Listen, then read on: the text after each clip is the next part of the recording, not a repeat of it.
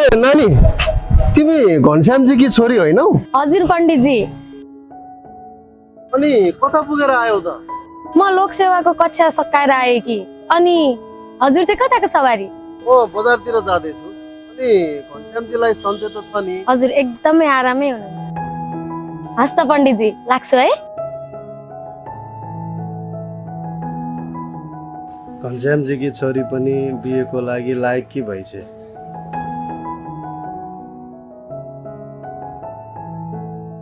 नमस्कार पण्डितजी। नारायण बसौ। पण्डितजी छोराको बिहे गरौँ भन्ने विचार गरेको।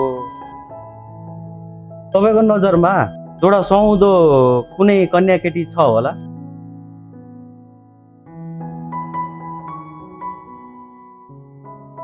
एकजना सुन्दरी कन्या छे, पढी लेखेकी पनि छे।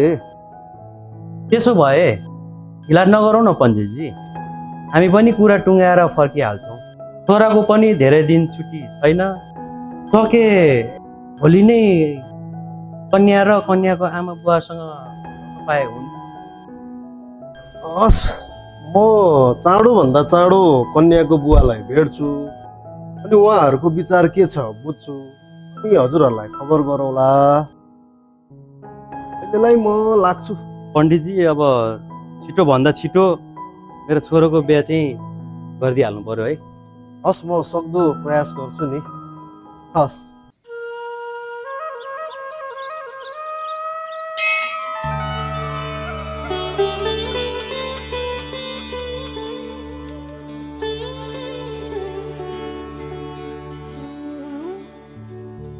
नारायण नमस्कार गुरु। ओहो, खोजेकै मान्छेसित भेट भयो त। तपाईसित एउटा जरुरी कुरा गर्नु थियो घनश्यामजी। हो र? भइहाल्छ नि गुरु। जाउँ न, उतै बस्यो। हस् जाउँ गुरु।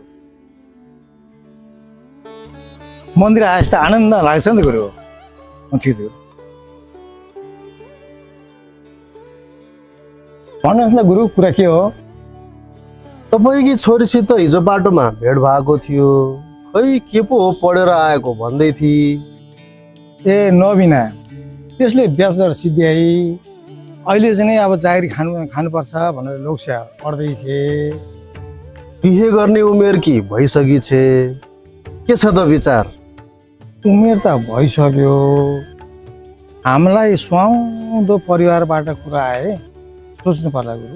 एउटा राम्रो परिवारको केटोलाई कन्या चाहिएको छ, छोरी दिने हो त? खोइ कस्तो घरको हो, स्तर नमिल्नेसँग त अप्ठ्यारो पर्ला कि गुरु।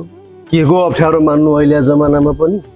फेरि उनीहरू त्यस्तो असजिलो होइनन्, खानदानी मिजासिला छन्। केटो त हिरा छ, हिरा घनश्यामजी।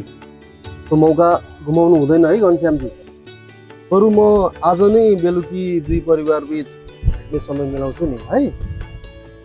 गुरु ठिकै भन्नुभयो गुरु। म एकचोटि छोरीलाई सोध्छु, उनको के विचार रहेछ, त्यसपछि गुरुलाई खबर गरौँ न। ल, यसमा मेरो नाम र नम्बर छ। तपाईँहरूको कुरो के हुन्छ मलाई खबर गर्नु होला। अहिले पूजाको समय पनि हुँदैछ, अहिलेलाई म लागेँ। हस् गुरु। ल, राधे राधे। राधे राधे।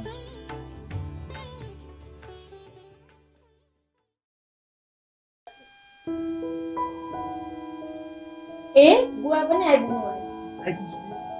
के भन्नु?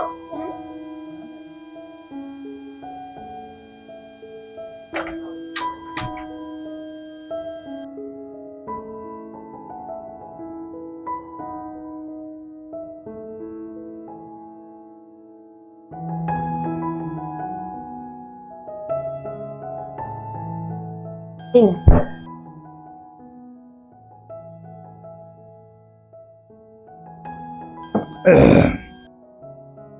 आज भुटनदेवी मन्दिरमा भुवन गुरुसित भेट भएको थियो।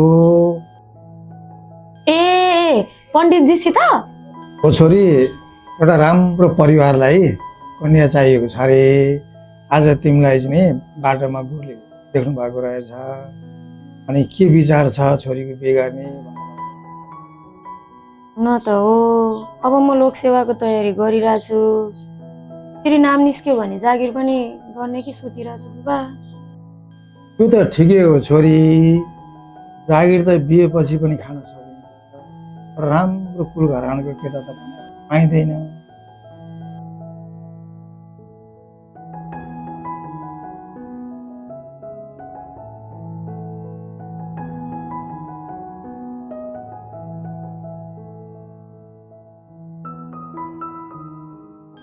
नमस्कार। बसौ न। हुन्छ।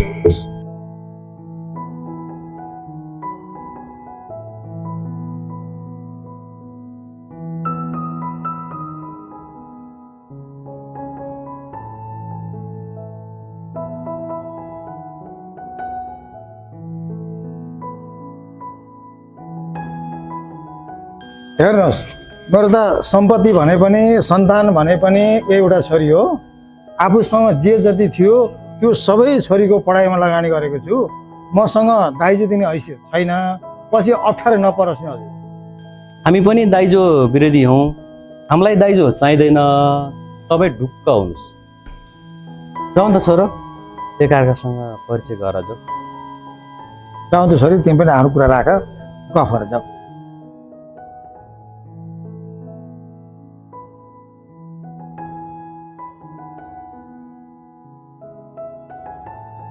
मेरो नाम चाहिँ मनोज, के छ आराम हुनुहुन्छ? एकदमै, म नबिना। म चाहिँ सिद्ध बाबा सुरुङ मार्गमा साइट प्रोजेक्ट इन्जिनियरको रूपमा कार्यरत छु। अनि तपाईँ के गर्नु? म चाहिँ हालसालै ब्याचलर सकेँ, अब लोकसेवाको तयारी गर्दैछु। भनेपछि नवीनाजी सरकारी जागिर किनी सुरु हुनुहुन्छ? हजुर, यो चाहिँ म र मेरो बाबाको चाहिँ सपना हो। म सानै छँदाखेरि चाहिँ मेरो मम्मी बित्नुभयो, अनि सानैदेखि नै मेरो बाबाले चाहिँ मम्मी र बाबा दुवैजनाको माया दिएर चाहिँ म यहाँसम्म आइपुगेको छु। एउटा कुरा सोधौँ त? हजुर, सोध्नुहोस् न, के कुरा हो? हाम्रो विवाहको लागि चाहिँ यो प्रेसर छैन नि? नै नै छैन, यस्तो केही पनि प्रेसर छैन। म चाहिँ मेरो बाबाको एकलौटी सन्तान हो है, अनि आज्ञाकारी पनि छु। तर मेरो एउटा सर्त छ। भन्नुहोस् न, कस्तो छ? मेरो लोकसेवामा नाम निस्किएपछि चाहिँ मैले जागिर खान पाउनुपर्छ। त्यो त राम्रो कुरा हो नि त नि, होइन? म पनि सरकारी जागिर छु, हजुर पनि सरकारी, राम्रो हो नि त। अनि हजुरको नम्बर पाउन सक्छु? नम्बर? म चाहिँ दिनभरि अनलाइन त हुँदिनँ। के छैन, फुर्सदमा बसेर कुरा गरौँला नि, दिनभरि अनलाइन ल? हुन्छ, टिप्नुहोस् त।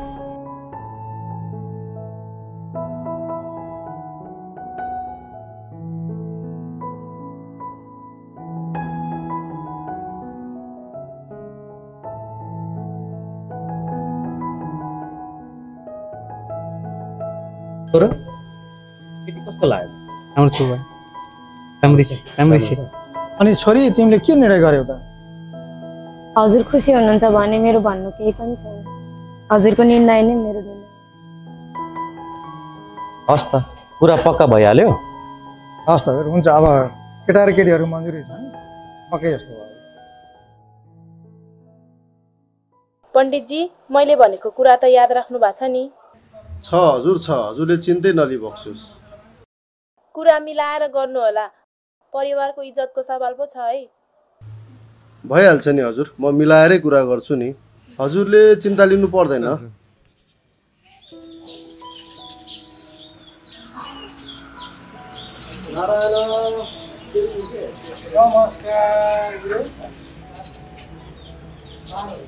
अनि केटाको परिवारसित भेटघाट भयो त? भयो गुरु।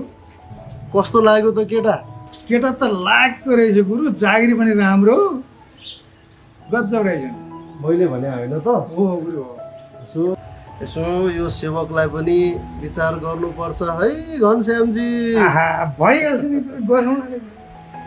नानीको चिना हेरौँ भनेर आएको। हजुर, केही कुराहरू पनि गर्नु छ। ए हजुर, भित्रै बसेर कुरा गरौँ न। जाउँ गुरु, जाउँ। नानीको चिना पनि हेरे घनश्यामजी। हजुर गुरु, चिना राम्रो छ। तपाईँको हुनेवाला सन्धि खलकहरू दाइजो लिने पक्षमा त छैनन्। हामीले खोजे त्यस्तै हो गुरु, तर जन्ती आउँदाखेरि जमाना अनुसारले इज्जत राखिदिनु भनेका छन्। अब केटाको जेठाबा कान्छाबा आफन्त दाजुभाइहरूलाई राम्ररी व्यवहार गरिदियोस् भनेका छन्। अनि सम्झेलो गर्दा के गर्नुपर्छ त्यो त हजुरले मिलाइहाल्नुको हुन्छ भन्नै परेन। पाउन सुन्नु न। अनि अर्को कुरो के भने लोक लाज ढाल्नको लागि भए पनि केटाको कोठा त सजाइदिनै पर्यो। त्यसको लागि अहिले चलेको जमाना अनुसारको आधुनिक पलङ, एउटा दराज, कार्पेट अनि एउटा वासिङ मेसिन चाहिँ हालिदिनु पर्छ। त्यो कुरामा चाहिँ अब परा छैन चिना हेराउनलाई। आफूलाई दाइजो विरोधी पनि भन्नुहुन्छ। अनि कुरा पक्का भइसकेपछि यो चाहियो त्यो चाहियो। दुलैलाई सुताउने एउटा गतिलो पलङ पनि नभएको भिखारीको घरमा म बिहे गर्दिन। यो बिहे हुँदैन बुवा।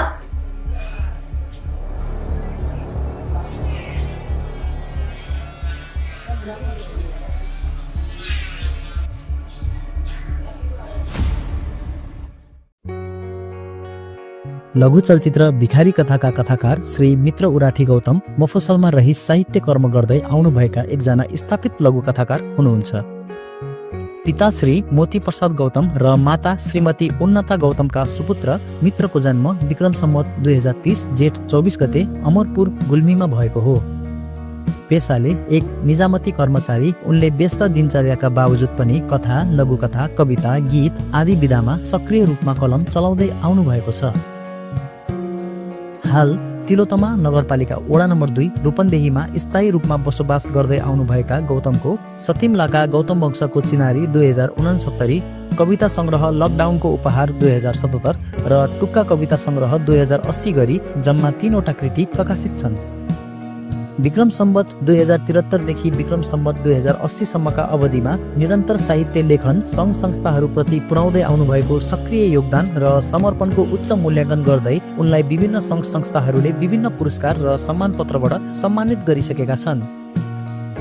भानु पोखरीका भ्यागुताहरू उनको पहिलो लघुकथा हो, जुन अमेरिकाबाट प्रकाशित अनलाइन पत्रिका eNeplis.com मा प्रकाशित छ। यी बाहेक साहित्य पोस्ट अनलाइन पत्रिकामा प्रकाशित लघुकथा इन्साफ, धुरान्ध, भगौडा बिरामी, निर्देशन आदि उनका उत्कृष्ट लघुकथाहरू हुन्।